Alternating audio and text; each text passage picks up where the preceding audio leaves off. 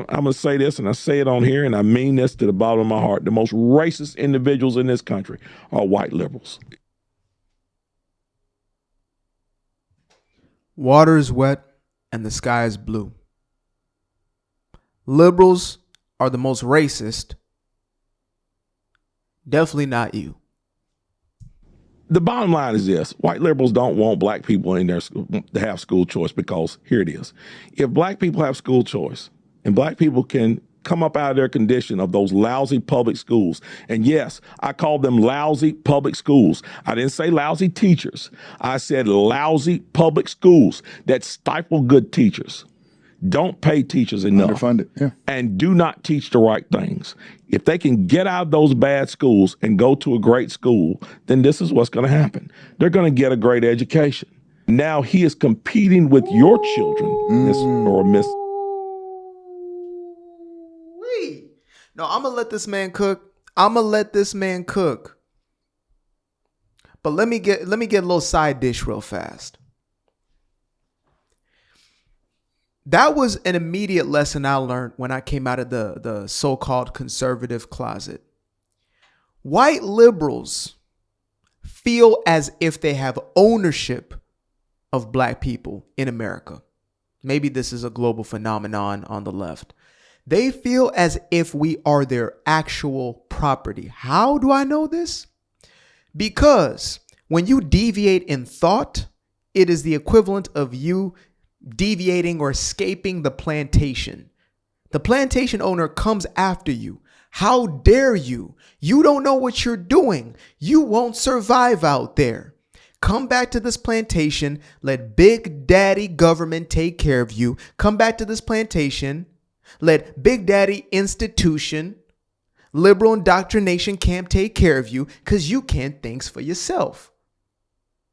The amount of messages I got from people I really thought that I had some sort of connection with, I resonated with, bonded with, whether I met them at a coffee shop one time or people that I knew throughout my lives, and all of a sudden they're in my DMs after me like, you don't know what you're doing. You don't know what you're voting for. You're voting against your own best interest. Do you think I can't do my own research and think for myself? How dare you? How dare you? In the words of the great Greta Griffith Thunberg, how dare you? I couldn't believe it. All throughout my messages, all of a sudden, they all knew what was best for me: to keep a Negro in his place. So yeah, this is a different angle, and this is a necessary angle. I'm so glad we're going here. They are afraid that if you actually start seeing yourself as their equal, because what they do is they son you, right? They little man you, as Mace would say. They treat you like you're the little guy, the little man, right? My little brother. You always see him as a little brother. You'll never see him as equal. He could be doing all types of, but they can't do for themselves. You see a black person making billions of dollars, having this massive career, whatever. But it's still racial injustice but they're going through so much. No, you're trying to infantilize them for your own purpose. You're selfish. It ain't about them. If it was about them, you would not allow them. You can't allow anybody to do anything that they're not choosing to do. But when they go off on their own, when they stop relying upon you to infantilize them and to hold on to this narrative that makes you feel better about yourself as a white liberal, now they might actually be, as he says, your competition. Oh, Lord have mercy. Cook. Is white liberal for the jobs that you have reserved for your children. And they cannot have that, and they do not want that. Again, it's all about keeping us separate. You stay over here in your failing school. You stay over here with Juneteenth. You stay over here with this. You stay over here with that. This is ours. Wow. This is not something you should be in. Let's give you guys a safe space. Let's make sure that your classes are different than ours. IQ is racist. Let's give you different evaluations of intellect. Math is racist. Let's not give you math. Let's just push you along. And then what happens? You make a class of people, a group of people who are dumber and dumber and dumber. More and more reliant upon the teat of big mama government. You create a group of people who see themselves as children and can never take personal accountability for a damn thing, and it destroys them from the inside out while you thrive. And you go out there and continue to rise up in your elite circles. They continue to go down in the sleepy slumber. And guess what? The white liberals win. Involved in, unless we invite you in. Yeah.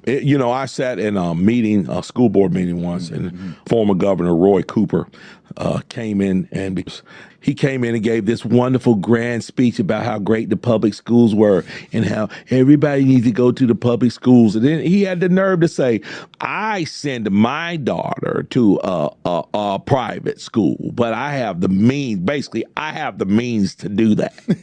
In other words, if you don't have the means to do that, sorry. Sorry, Charlie. And what I really wanted to scream at this man and say, you wouldn't have the means to do it if you weren't getting that government check you're getting from the state of North Carolina. You wouldn't have the means to do it, pal. True. I'm sorry. Brother Mark Robinson just officially created a Gordon Ramsay worthy cuisine. That man cooked. Now, let's cook, you and I together. And I've stated this in a multitude of videos, but I don't think I can ever bring enough emphasis to it. It's never been about empathy, compassion, care, etc. From the very beginning, from Lyndon Baines Johnson's Great Society and all the welfare reform and all the messaging directed to black people and those who came up out of Jim Crow and slavery. It was never about them. It was always about what they could give to the Democratic Party, which was vote power. Black folks had a large enough population to where their vote now mattered. And now that it was legal for them to vote, it really mattered. Now that they were integrated, it really mattered. And so, again, keep them separate. And I saw this when I was growing up. I went to a school in San Jose, California. It was a private school.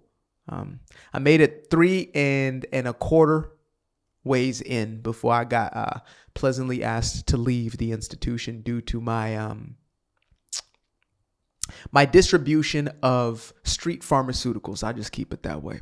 Anyway, I remember hearing on one of my first days at school in AASU, of course, that African American Student Union. They probably call it FBA Student Union nowadays.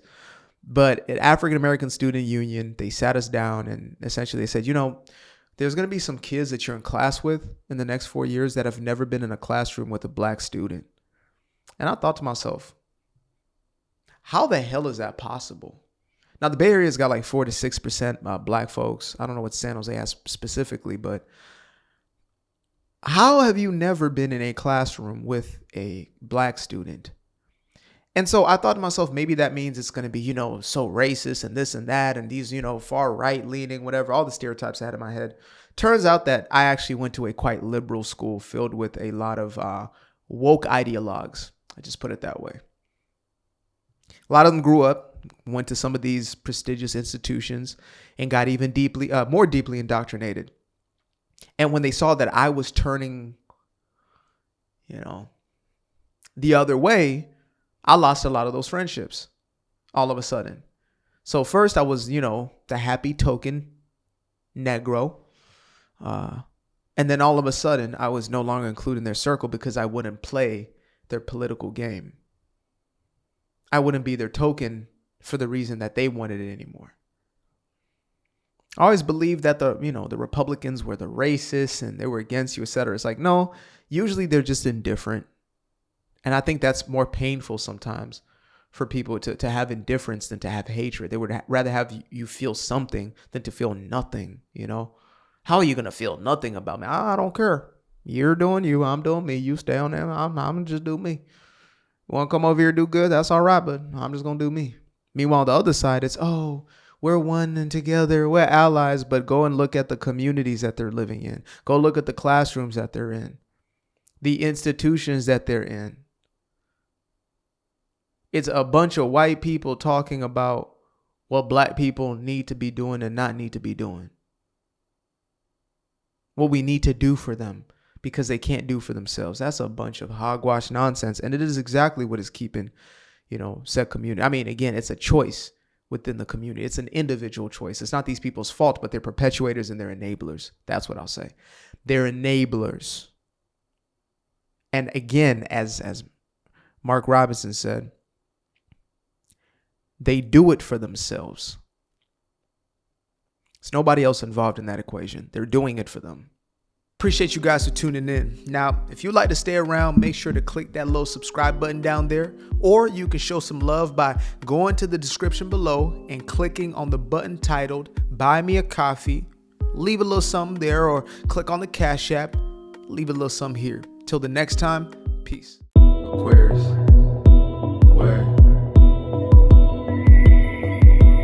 I've been up for hours, I've been up for days, you. Staring at the ceiling, I've been counting strays, you.